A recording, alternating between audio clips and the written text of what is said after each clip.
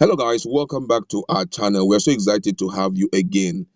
A lot of issues are really popping up in respect to the Lagos State Judiciary Panel of Inquiry charged with the responsibility of investigating the shooting of NSAS protesters in Lekki Toll Gate. Right now, they have gone extra mile in investigating police brutality, but they are trying to dig deep into the toll gate issue, the toll gate shooting by the army, and they are in the midst of call it a hold up right now because um, they are inviting all the parties that were involved in the shooting, and the army have also been invited. But right now, the army is not ready to show up because, according to them, these guys are not up to the level of inviting them. But then let's just look at it, discuss in detail other things that have evolved during this short period of time. Now, the Lagos State Judicial Panel of Inquiry probing the shooting of NSAS protesters at the Lekki toll gate on the night of 20th October 2020 has summoned the army to appear before it. But the army has indicated not to honor any summon or invitation by the panel except it is from the state government. The seven-man panel, which began sitting on Monday, is also saddled with the task of probing allegations of brutality by men of the defunct Special Anti-Robbery Squad. A member of the retired Justice Doris Okuwobi-led panel set up by the Lagos State government disclosed that the panel had already dispatched an invitation letter to concerned authorities.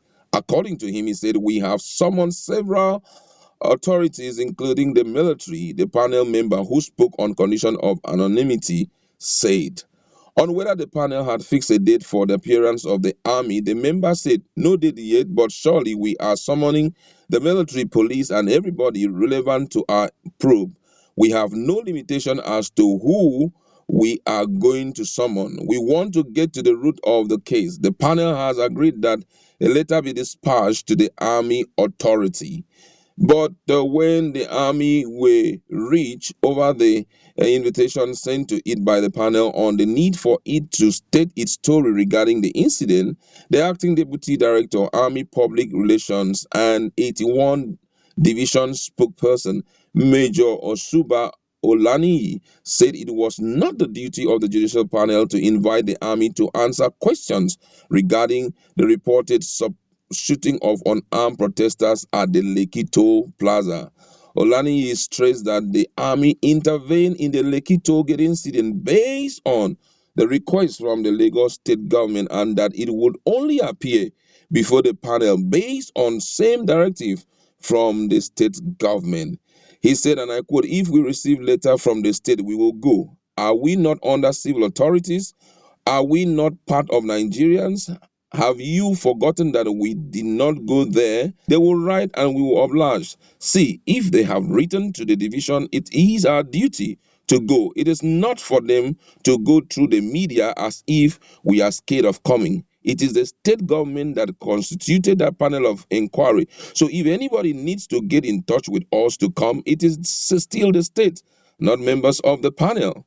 But reacting to Olaniyi's argument that the army would only honor an invitation by the state government, the panel member disclosed on condition of anonymity that an invitation has been sent by the panel to 81 Battalion of the Nigerian Army at Bonikam and 82 Division on Kofo Abayomi. The laws regarding the panel gives it power to summon anybody. Once a summon has been sent, it must be obeyed. If on the day the army is supposed to appear, they don't come, then the panel will consider other alternative. If the military is under civil authority, I don't see how a judge will sign a summon and it will be willfully disregarded. May such day never come in Nigeria again. The army had come under heavy criticism over how its personnel, while enforcing the curfew imposed by the state government, shoot peaceful protesters at the Lekki toll gate on 20th of October 2020, killing some and leaving others with very varying degrees of injuries. The Army Authority, in a tweet on October 21st, initially denied that its personnel were at the scene of the shooting, The army, via its Twitter handle, described the report as fake news, but following evidence and pressure from different individuals and groups, the army later admitted that its personnel were at the scene but were invited by the state government. This contrasts the earlier submission of the state governor, Mr. Babajide Sanwo-Olu, who in the morning of October 21 blamed the shooting on forces beyond our direct control.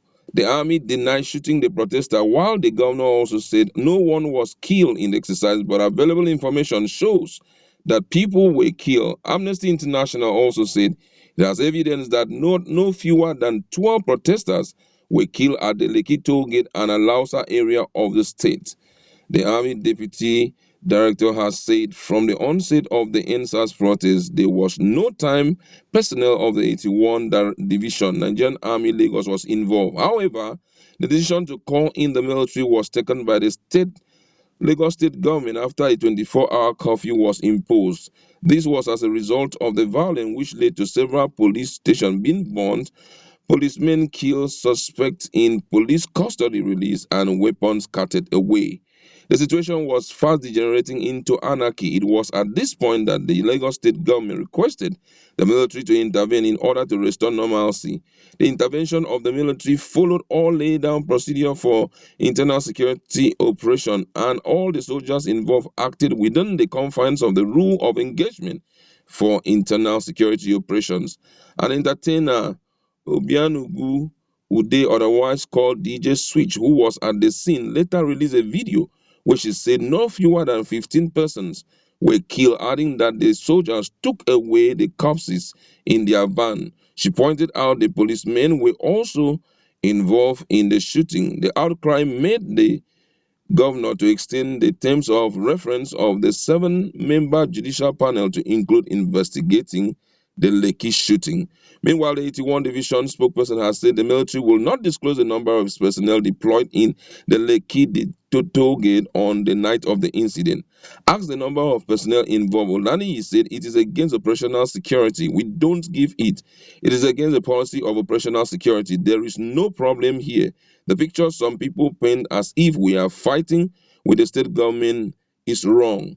Hearing by the Lagos State Panel of Judicial inquiry into complaint of human rights violation by men of the disbanded SARS continued on Saturday, with school teacher NWC Obiachina narrating to the panel how she was arrested 2017 on an accusation of being a thief and a kidnapper. She said she was tortured by SARS men till she miscarried her 2 months old pregnancy.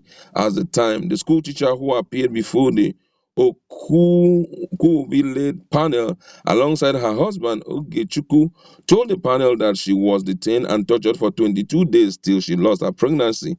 She named Officer Philip, Railman Christian, and Haruna Idowu as some of her torturers. She alleged that the police stole her husband's 50,000 and compelled them to part with 400,000 as bail fee before they were free. Narrating this ordeal at the hands of the SARS men, she said, on June 1st, 2017, I received a text from an unknown number that I had a parcel from DHL. A caller using different numbers asked for my house or office address, and I gave them my school address upon my husband's advice. The following day, I saw a black sport utility vehicle with huge men inside it. One of them was in a DHL uniform. Immediately, they approached me.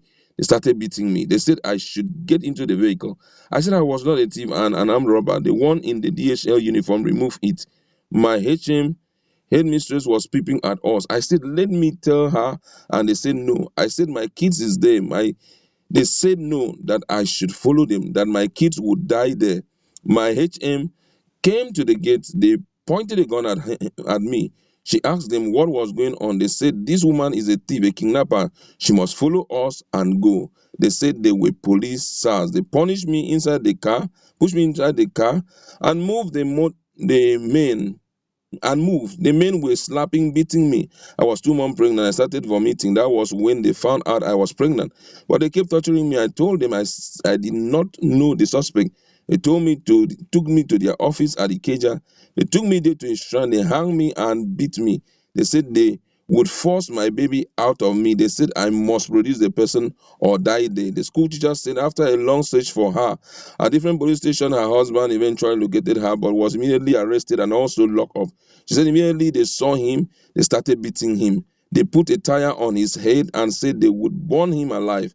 They started interrogating him, beating him with a boot of a gun. They hit him on the head with a stone. During the hitting, I urinated on my clothes. They said my pregnancy was not my husband's, that I should bring the man who impregnated me. The school teacher said she and her husband later sued the police for right violation and justice. Mohammed Idris, then of the High Court in Lagos, ordered the police to pay the 2 million in damage. She said they also won on appeal in 2020, but the police refused to obey it. Wow, a lot of things unfolding right now. I tell you the whole truth. And though it's a long read, but I think it's worth it. Go to our comment section. Let's interact. What do you think